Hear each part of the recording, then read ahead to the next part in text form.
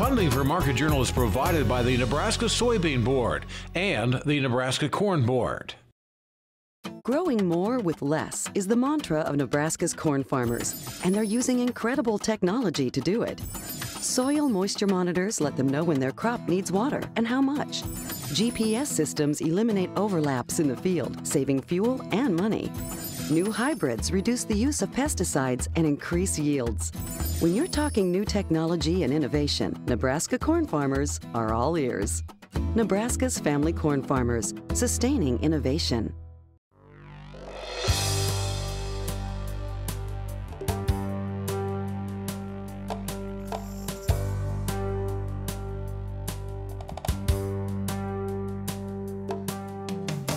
Market Journal, television for agricultural business decisions, is a presentation of the University of Nebraska-Lincoln's Institute of Agriculture and Natural Resources. Promotional support is provided by the Nebraska Farmer Magazine. Funding for Market Journal is provided by the Nebraska Soybean Board and the Nebraska Corn Board. Welcome to this week's edition of Market Journal. I'm Jeff Wilkerson. On this episode, Roy Smith looks at corn and soybean markets. Kate Brooks analyzes cattle inventory numbers. Alastair Stewart describes the condition of soybeans in Brazil and Argentina. And Rick Rasby discusses cow nutrition after calving. Roy Smith is our grain market analyst this week. We talked with Roy Wednesday afternoon about the possibility of big crops in South America, how 2015 acre predictions are affecting markets, and selling strategies for corn and soybeans. We began by asking about the soybean market and if Tuesday's strong performance could have inspired some selling. Well, Tuesday was a good day, and I guess the thing that I want to remind everybody of, that one of my principles of marketing is you never sell soybeans in February. I've been watching these markets for 30 years, and we've never had the annual high in February. Now that doesn't mean it couldn't happen.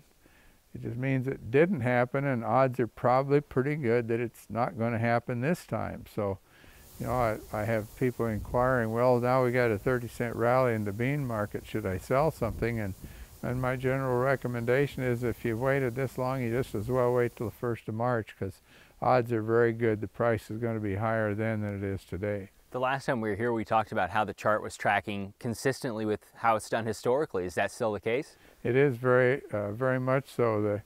I trade a very small spec account to test my seasonal price trends against real-time marketing, and the market has just been dynamite in following that pattern. Very seldom on the exact day. Once in a great while, you might hit it on the exact day, but usually within 3 or 4 days or a week, sometimes maybe 2 weeks. But it's just kind of astounding as to how close they follow the normal pattern. So certainly, while news from Brazil and Argentina might have some effect, historically has the market weathered the news from there and the possibilities of a record crop fairly well? I think we've seen a pretty big pull down in the soybean market here in the last month, and I think a lot of that big Brazilian and Argentine soybean crop talk is already in the market.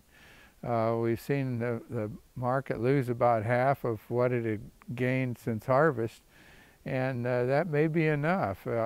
My thinking is, seeing the kind of action we've seen this week, that's probably as far enough down that we could be pulling out of this and going into that move that I call the spring high. We're getting to the point in time where we start to hear acre predictions, and some analysts are believing that soybeans will be ratcheted up even more so than they were last year, or at least I should say more on top of what they were last year. Do you believe that could give some fuel to corn? Well, I think that the thing that people are looking at, they're saying it's more expensive to plant corn. The relative price that corn to soybeans is cheaper, so we're going to see a shift to farmers planting more soybeans and fewer acres of corn. And that talk comes around just about every year or something similar to that, and very seldom does it actually play out the way people think. There's a real danger in being too logical when it comes to marketing, and I much prefer to look at patterns that have established over a period of years and making my bets on that, as opposed to trying to look at the logic and saying, well, there's going to be more acres of beans in Indiana and fewer acres of beans in North Dakota, and you know, that's all interesting talk, but really when it comes down to it, it amounts to nothing. We talked the last time we were here again that you had corn in the bin still. What would get you excited about moving some of it? Well, for one thing, get rid of some of this snow. We're kind of at a point where driving a truck is not a practical pastime. The people who rent the bins from me got their corn moved, and for them, I'm happy. And you know, I'll be looking at 1st of March from then on for some opportunity to make some sales and haul some corn. Right now, hauling is not something I want to try to do. Where's basis at in this area? The basis has held pretty steady since the harvest is over. We got a little bit of a pop in basis there right at the end of harvest, but it hasn't changed much since then. We're looking at 65 under on beans and 35 under somewhere thereabouts on corn. And you know, I don't know what it's going to take to move it off of that.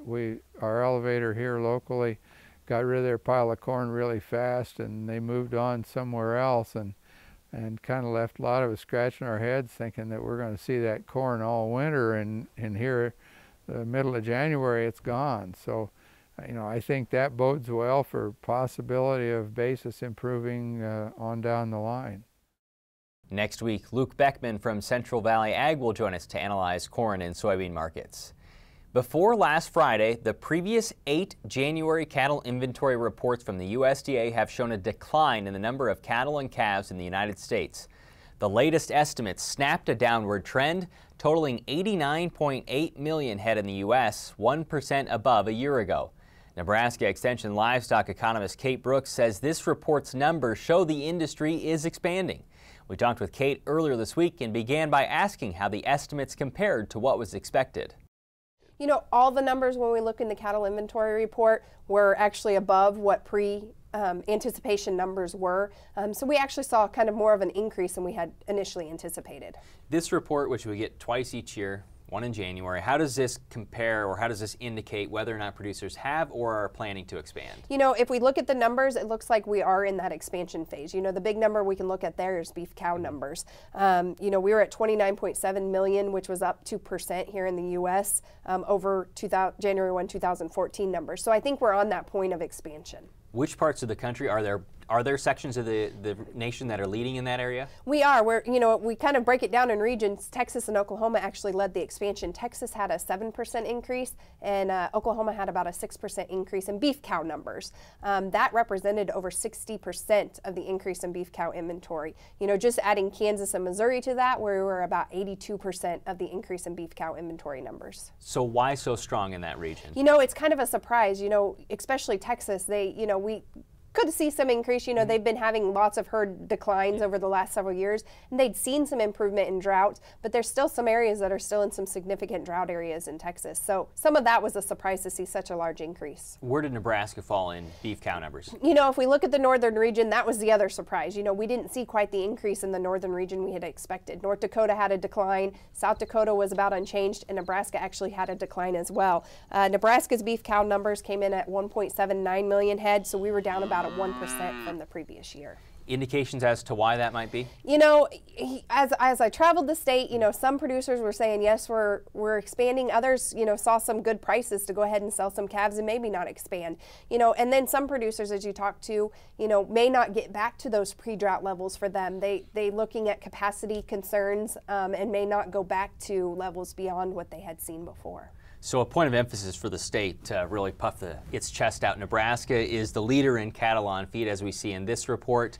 It's gone back and forth between Nebraska and Texas. Is that the trend that continues? You know, this is the one time a year shot. The cattle inventory report coming out as of January 1 numbers. It came out that we're number one again. As we watched the cattle on feed report throughout the year, we saw times where Nebraska and Texas went back and forth. You know, I think if we look at Nebraska, we've continued to see increases each month compared to the previous year's month, whereas Texas, a lot of those were below. So, we are increasing our cattle on feed here in Nebraska, but, I think we'll see that back and forth continue for a while. Let's talk about beef prices. So you go to the grocery store. At what point do you think it's possible we could see some reprieve on prices? We saw a marginal increase in feeder cattle supplies out of the cattle inventory report. By and large, it's not enough to offset this tight feeder cattle supply that we're still in. If we continue to rebuild the herd, hold those heifers out, it's still going to be a continued tight supply for our feeder cattle, which in turn means tight supply on the meat counter.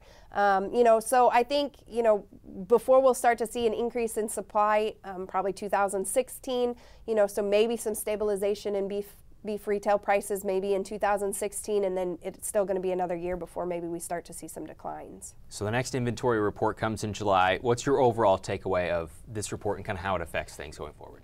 We're still tight. Supplies are going to continue to be tight. Maybe we've seen some increase in our expansion here. Maybe it wraps up or makes that expansion go a little bit faster, but it's still going to be several years of expansion here. Next week, University of Missouri Extension economist Ron Plain will join us to look at hog markets. We've told you before about the Nebraska On-Farm Research Network, a program that helps Nebraska growers set up research trials on their own operations. Part of the network's goal is to also share those results from those studies with other farmers. Nebraska Extension cropping systems and ag technology educator Laura Thompson says you'll be able to hear those results at 3 locations in Nebraska starting next week. Well, Nebraska Extension has been working with producers to conduct on-farm research for over 26 years. And these are field-length strips done with the producer's own equipment, answering questions that are of interest to the producer. This is a partnership of the Nebraska Corn Board, Nebraska Soybean Board, and the Corn Growers Association. So this year we're excited that we've had over 75 studies this year, and growers can come and learn about the results of all those studies on many different topics, ranging from nutrients, corn and soybean population studies, different foliar applications, all sorts of topics. And so we'll have 3 research update days. February 13th will be at Grand Island College Park. February 16th will be at Norfolk at the Northeast Community College. And February 17th will be at the ARDC by Meade. So growers can come to any of those and learn more about all this research that's been conducted this year in Nebraska. Again, the Nebraska On-Farm Research Network update meetings will be held February 13th in Grand Island, the 16th in Norfolk, and the 17th in Meade.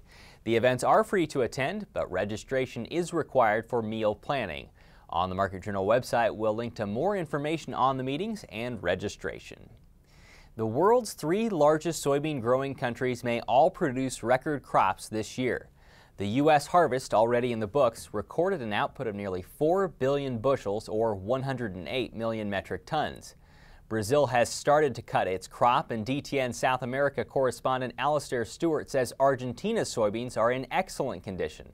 We talked with Alastair earlier this week to get an update from South America, starting with the progress of soybean harvest in Brazil. Soybean harvest is going fairly well. We're at approximately 6% complete, which is on a par with last year.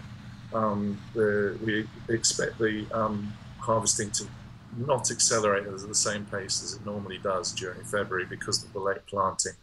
But in short, things are going fairly well. Early yields are quite good to very good, depending on the region. In Paraná, for example, in southern Brazil, it's very good.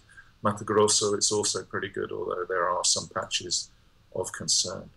How big do analysts believe this crop will be in Brazil? The range is currently around 92 to 96 million metric tons. Over the last couple of weeks, analysts have actually reduced their figures a little bit due to some of the dryness problems in the northeast, parts of the center west, and a little bit in the southern state of Rio Grande do Sul. Are there any unique challenges in trying to get that crop to market logistically? Well, in Brazil, it's always a challenge to get that crop to market. That's one of the biggest problems of Brazilian agriculture. Obviously, you're going to see a growth of the soybean crop of about 10%, and Brazil's infrastructure has improved a little bit. We've seen the opening of northern ports, which will mean that not a smaller portion of the production from Mato Grosso will go down all the way down to the southeastern ports. We've also seen an improvement in the administration of a couple of the ports so that they can handle increased volumes. But it's still a challenge. It's still a challenge. What about across the border in Argentina? You were just traveling around there last week. What does that crop look like? Yes, I was traveling around there last week in the region that they call the nucleus, which is the top producing areas around Rosario Port. And the crops look absolutely brilliant, absolutely excellent, both the corn and the soybeans. How big can that crop be in Argentina? Soybean talking. Soybeans, well, the latest USDA figure was, the USDA attaché figure was 57 million metric tons, which is a little bit bigger than last year when they produced about 55.5 million metric tons. Speaking to farmers and local analysts, they're a little less optimistic. They were talking about 54 million tons. How much or how many soybeans are left from last year that farmers are still storing? Well, it's very difficult to get a precise figure, but we think somewhere in the region of about 10, 11 million metric tons at the moment, which is just a little bit larger than last year. Basically, the rationale behind storing all these beans up until 2 months before the next harvest is a hedge against possible devaluation of the Argentine peso, and also a way of preserving value in a land where inflation is 40%. So what's profitability look like both in Argentina and Brazil? We know soybean prices are lower and it's based off of essentially what's happening in the U.S. or at least the U.S. market. What does profitability look like in those two countries? Yeah, profit margins are pretty tight. In Brazil, producing on your own land, taking out the rental costs, in Mato Grosso, you're probably just about breaking even at these levels, just under $10. In the south, in Paraná, where the logistics costs are lower, you're making a small profit at $100, $100 an acre maybe, or less. When you factor in the rental costs, that's not, and then everybody's making small losses. In Argentina, similarly, the situation is pretty similar. If you're planting on your own land, then you're probably more or less breaking even, because there, obviously, the costs are much lower of producing, but to counteract that, the costs of the land are much higher, and also you have 35% export tax on soybeans and 40% inflation, of course, so that pushes up costs somewhat. The possible soybean storage of 10 to 11 million metric tons in Argentina would be about 367 to 404 million bushels of beans. For perspective, Nebraska produced 289 million bushels of soybeans in 2014. In February's Nebraska Farmer cover story, you can read about Newport rancher Roy Stewart, who worked with government agencies to restore a valuable wetland on his ground. Stewart says the completed wetland improves the grasses on his ranch and enhances wildlife habitat. He first contacted his local Natural Resources Conservation Service office, which lined up other agencies to design the wetland restoration. NRCS's Wetland Reserve Program provided 75% cost share for the project. You can read more about it in the February Nebraska Farmer. This week's report from Nebraska's National Agricultural Statistics Service shows winter has been kind to much of the state's beef herd. 84% of the state's cattle and calves were rated in good to excellent condition, and only 1% was classified as poor or very poor. Earlier this week, we talked with Nebraska Extension beef specialist Rick Rasby about the importance of cow nutrition during and after the calving season. Why is it so important to think about the old versus the young or the newer calving cows that you have? You think about the younger females in your herd, and they're really the kind of the new genetics coming in, but also they're the high demand group of females that you have. And so the idea would be is that especially after calving, make sure that you have the opportunity to separate at least first calf heifers from mature cows, because their needs are going to be a lot different. And the other thing is as you think about the hierarchy or the pecking order in a cow herd, is that a lot of times first calf heifers, if you feed them with the mature cows, is they get shoved around. A lot of times they don't get the amount that they need in regards to feed. So you're talking about separating them off then? Yeah, separating them off. And the other thing is that as you take a look at their requirements, first calf heifer, her requirements in regards to especially energy are so much higher than that of the cow.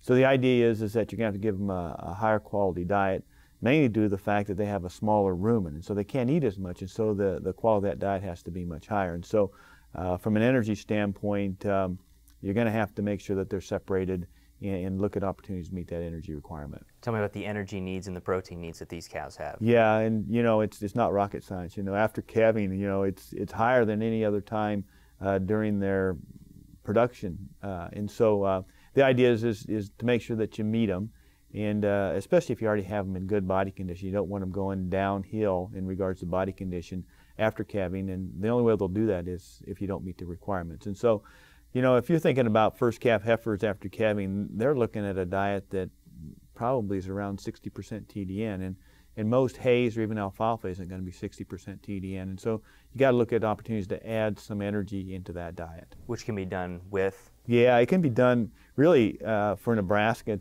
It's pretty easy. There's a lot of feed resources out there that you can use, and one of the ones that is pretty available is distillers grains. It works really well with high forage diets. Gluten feed works good. Synergy works good. You can actually add some corn grain in there, but make sure that you have the protein balanced in that diet. And so there's a lot, even corn silage would work in some cases. And so the idea is that hay isn't going to meet that TDN requirement for the first calf heifer. You're going to have to add something extra to it, and it's going to have to be something high in energy. Are there other vitamins, minerals, nutrients, things like that that you need? We talk a lot about protein and energy. I think we've harped on protein enough to producers. They do a pretty good job after calving, and I'd like to just make sure that you get that energy met, because that's pretty important as well. But it's a complete diet. You don't want to skimp on the vitamins and minerals. Vitamin A is pretty important. If you're feeding distillers grains, you don't need any phosphorus. But if you aren't, you need some phosphorus in that diet as well. And so it's not only protein, energy, it's vitamin, minerals as well. So as you're feeding after calving, but are you also thinking about the next breeding season? Isn't that, yeah, you know, you think about it, we're in a pretty busy time of the year, and we're already thinking about breeding season, right? And the idea is, especially for spring calving cows, a body condition at the time of calving has a tremendous impact on how quickly those animals are going to recycle and rebreed during that next breeding season. And so the idea is that you're not only thinking about calving right now, you need to be thinking about the next step down the road for the cows, and that's going to be breeding season. So nutrition's really important. We know that feed costs are high, you know, and luckily they're actually lower than in years past. But the idea is that you don't want to overfeed, you don't want to underfeed, you want to feed just right. So it's like the porridge, too hot, too cold, or just right. You know, you want to be just right. Now, with this week's weather forecast, here's Nebraska Extension state climatologist Al Dutcher. Well, folks, here again for the weekly forecast. During this last week, we had two storm systems that moved across the state. The first one was well advertised in regards to the amount of moisture associated with the system. Unfortunately, the snow measurements were way off in terms of the forecast, but I had mentioned if we started to turn to snow early in the morning, that way our significant accumulations were more likely. I don't think any of us thought we were going to get up into that 8 to 10 inch upper end range across portions of eastern Nebraska, but the bigger surprise was the second wave that came through during the midweek period that dropped a widespread stretch of anywhere from 3 upwards of 12 inches of snowfall. Nice fluffy stuff, a lot drier content, but very significant. Most of that snow was initially forecasted just to skirt extreme northeastern Nebraska and move over into Minnesota and Iowa. So it was a surprise that we did see that snow drop more into our region, as we've seen a lot more cold air funneling in than was originally forecasted. Now, if we are to believe the models as we go through this next week, we shouldn't have to deal with any significant weather maker during this period. But there are hints that much colder air will start to arrive in at the end of next week. And of course, with that cold air coming in, the way the models have performed, which has been very poorly, we'll have to pay attention to see whether or not we start to see an increase in precipitation as we get closer and closer to the middle of next week, where that system starts to move into our region. So for now, let's take a look at the upper air models and see how we think this is going to play out. And we have basically a zonal flow with a slight ridging over the Rocky Mountains, and the system is going to skirt right across the state. Now, this is not going to have much in the way of any moisture with it, so at best we're probably going to see a few sprinkles, Primarily, if we're going to see them, it would be around the panhandle. More clouds with this system, and it doesn't really tap any cold air, so it's going to skirt rapidly through the region, so we should have a nice day. We could easily be making it up to the upper 60s to low 70s across portions of southwest and the panhandle. In eastern Nebraska, where we have the deeper snow cover, I think we're going to probably put a lid on the temperatures by a good 10 degrees, so 40s to mid 40s is probably pretty likely, with an occasional 50 may not be out of the question. But more importantly, as we get into Sunday, we'll see that first system rapidly zip it toward the Ohio River Valley, and we have another system coming down the pipe.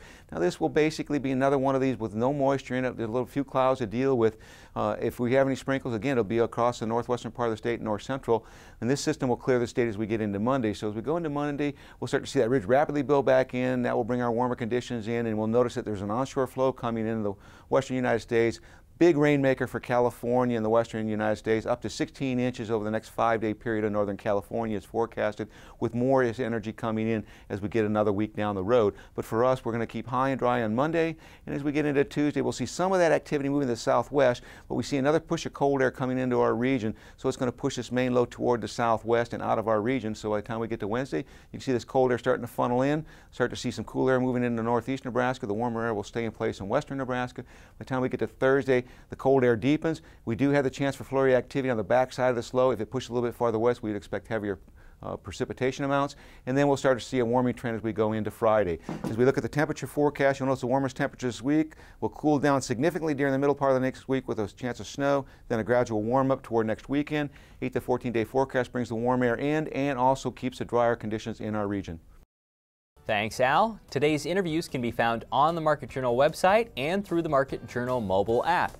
They include information on corn and soybean markets, cattle inventories, Brazil's soybean harvest, and cow nutrition after calving. As always, you can follow Market Journal during the week on Instagram, Facebook, and Twitter. Next week, Luke Beckman will analyze corn and soybean markets, and Ron Plain will look at hog markets. Until then, thanks for watching. I'm Jeff Wilkerson. We'll see you next week. Join Market Journal online at marketjournal.unl.edu. You can also follow us on Twitter, Instagram, and Facebook. Promotional support is provided by the Nebraska Farmer Magazine, and major funding for Market Journal is provided by the Nebraska Corn Board and the Nebraska Soybean Board. Market Journal is produced by the University of Nebraska-Lincoln's Institute of Agriculture and Natural Resources.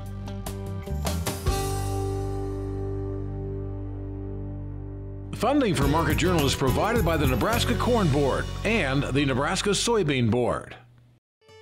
A diesel-powered engine on a farm works hard and operates in a grueling environment. Soy biodiesel fuels stand up to the challenge of powering farm equipment, but are also renewable and environmentally responsible as well. The Nebraska Soybean Board is committed to encouraging the use of soy biodiesel to protect the environment and sustain Nebraska's agriculture. The Nebraska Soybean Checkoff, growing opportunity from the ground up.